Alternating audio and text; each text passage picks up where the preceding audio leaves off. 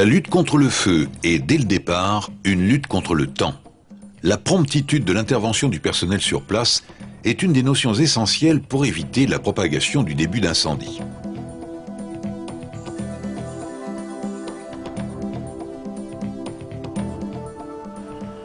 Il faut donc agir rapidement pour assurer la sauvegarde des personnes, limiter les dégâts au niveau des installations et des matériels, voire des bâtiments. Pour ce faire, l'organisation de l'intervention et de l'évacuation doit être mise en place dans l'entreprise.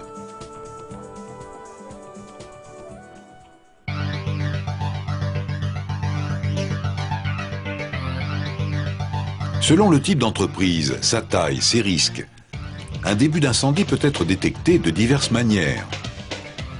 Par le personnel, celui-ci donne l'alarme en téléphonant à un poste central chargé de déclencher les secours internes ou actionne un boîtier d'alarme qui, relié à un tableau de signalisation sonore et visuelle, permet de localiser la zone feu et d'organiser les actions d'intervention et d'évacuation. Le feu peut être décelé par des détecteurs de fumée, de flammes ou de chaleur reliés à un tableau de signalisation. Bon nombre de sociétés ont mis en place des systèmes de sécurité incendie appelés SSI. Ils comprennent un système de détection, mais aussi tous les équipements qui assurent la mise en sécurité d'un bâtiment en cas d'incendie. Le désenfumage, le compartimentage, l'évacuation des personnes, l'extinction automatique. L'alerte a pour objet de prévenir les sapeurs-pompiers dans le délai le plus court. Elle est généralement déclenchée par le responsable incendie du site concerné.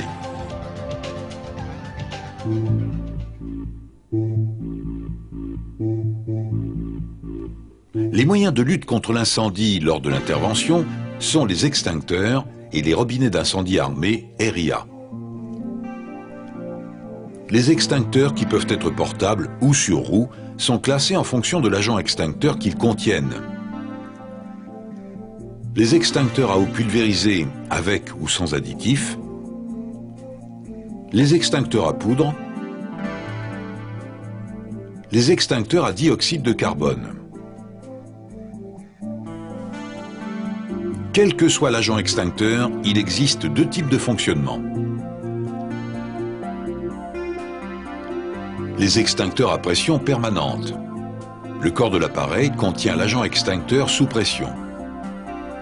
Après avoir retiré la goupille de sécurité, l'action sur la poignée libère la propulsion de l'agent extincteur. Les extincteurs à pression auxiliaire. Le corps de l'appareil contient l'agent extincteur et une petite bouteille métallique appelée sparklet. Après avoir retiré la goupille de sécurité, l'action sur la poignée de l'extincteur percute la sparklet qui libère un gaz comprimé. La libération de l'agent extincteur hors de l'appareil se fait en appuyant sur la poignée de la lance.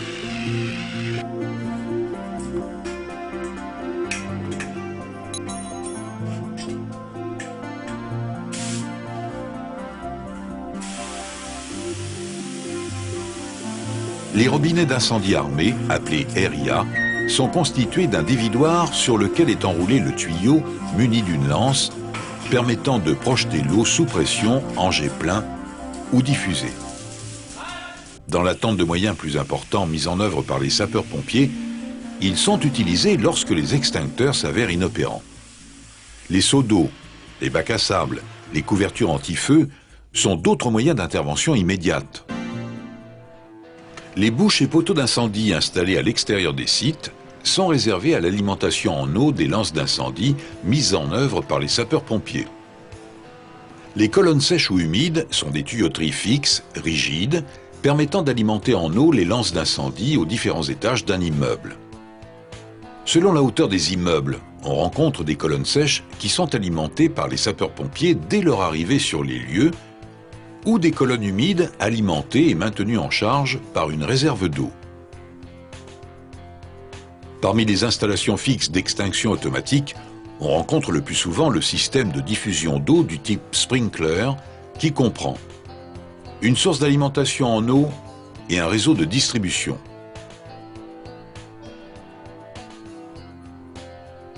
un poste de contrôle.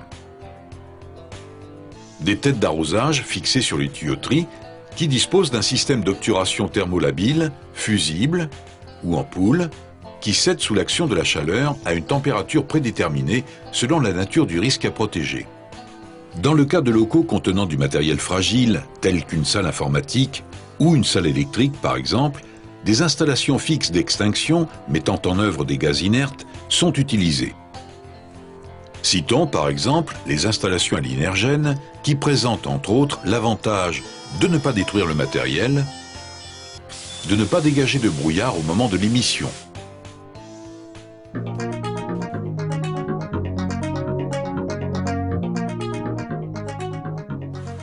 Toute personne découvrant un début de feu doit, nous venons de le voir, donner l'alarme, mais aussi être capable d'intervenir avec les extincteurs disponibles sur le secteur de travail. Ces personnes doivent avoir été entraînées au maniement des extincteurs afin d'intervenir le plus rapidement possible sans attendre l'arrivée d'autres personnes de l'entreprise spécialement désignées et entraînées. Ces dernières sont les équipiers d'intervention dont le rôle est, en attendant l'arrivée des sapeurs-pompiers, d'évaluer la gravité du début d'incendie et de mettre en œuvre des moyens complémentaires plus puissants tels que les lance-incendies par exemple. Dans les cas où le feu prend de l'ampleur, faire évacuer le personnel des locaux devient impératif. Toute une organisation matérielle doit permettre une évacuation rapide et sans problème. Cela est rendu possible par la présence de la signalisation des itinéraires à emprunter pour atteindre les issues de secours, d'un éclairage de sécurité qui prend le relais lorsque les circuits électriques sont détériorés par le feu, des exutoires qui évacuent la fumée vers l'extérieur.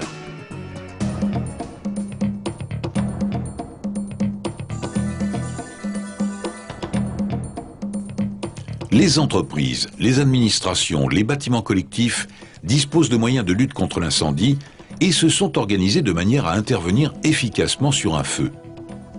Rappelez-vous, la lutte contre le feu est essentiellement une lutte contre le temps. Du matériel en état, des personnes promptes à réagir correctement sont le gage d'une maîtrise des risques d'incendie.